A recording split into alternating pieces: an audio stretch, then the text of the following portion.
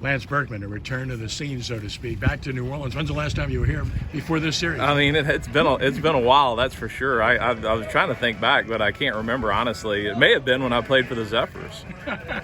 You came back on a rehab and played here, like in 04 at Yeah, Zephyr that's Field right. too, right? Exactly, yeah. It kind of all runs together, but certainly have fond memories of being here in the ballpark here. Yeah, the experience. You come up from AA, AAA is an adjustment.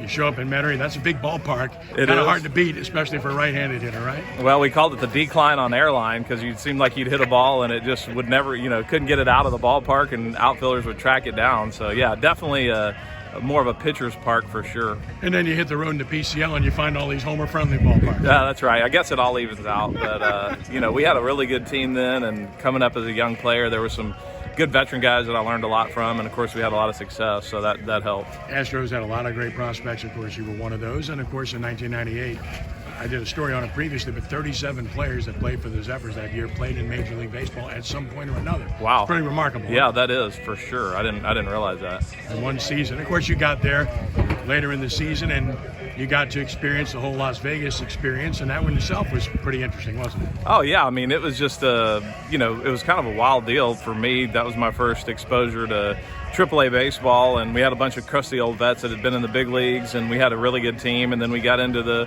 PCL playoffs, and that was exciting, and we won that. And then, of course, in the AAA World Series, we matched up against Buffalo, and that was a great series, but we just, we had all the momentum, and it seemed like we were just sort of the team to beat. So the fourth game, of course, when you guys win it all, I got to fly to Indianapolis the next day to go do a Saints game in Indianapolis. So you've got to win it that night, or I can't be there for Game 5 and miss the whole thing that I was there for. So you took care of that. You hit 3 home runs. Talk about what you remember from that. I just remember the ball, just seemed like the game was in slow motion. And I think the first one, I don't want to call it lucky, but it was a breaking ball kind of down and in that I just sort of threw my hands at and caught it pretty good and hit it out. And the last one was one of my favorite homers I ever hit. It's probably one of the longest home runs I ever hit out of dead center there, which is a pretty good poke. So I can still see the pitch coming in and just feel the impact of the ball off the bat if I sit here and think about it.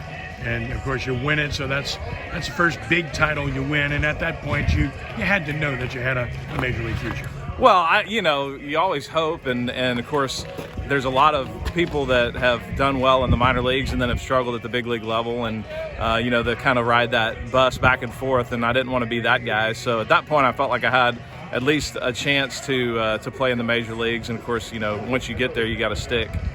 Your experience in New Orleans overall?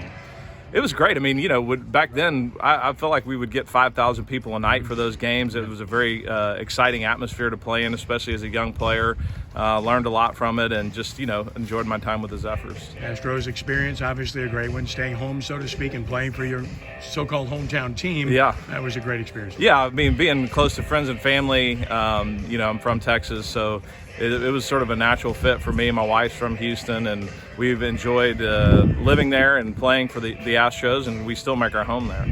Going back to 04 and losing the National League Championship Series to the Cardinals, ironically, and then beating them in 05 and getting to the World Series, that had to be the first big experience for you. Well, yeah, I mean, just that whole 04, 5, and 6 was probably my 3 favorite years with the Astros. We had really good teams, had some really great friendships that came out of that time.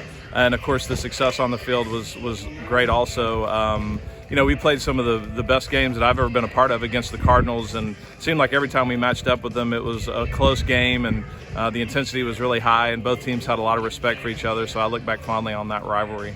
Rangers, Yankees, and then you get to St. Louis, and that truly turned out to be a special time for you in a short period of time, wasn't it? For sure, yeah. I mean, I was only there 2 years, one of which I was hurt pretty much the entire year, but the year that I was healthy, was one of my favorite years that I've ever had. Of course, again, just when you look back on something like that, winning the World Series is tremendous, but it's the guys on the team that really made it special. So we had a really good group of guys there, and I'm still really good friends with a lot of those players. And when you win a World Series in St. Louis, you kind of move over into that status of they roll out the welcome mat for you every time you're in town. So Freese is going into the Cardinals Hall of Fame. He had a great World Series, but people tend to forget Lance Berkman was the leading hitter on the Cardinals team in that World Series.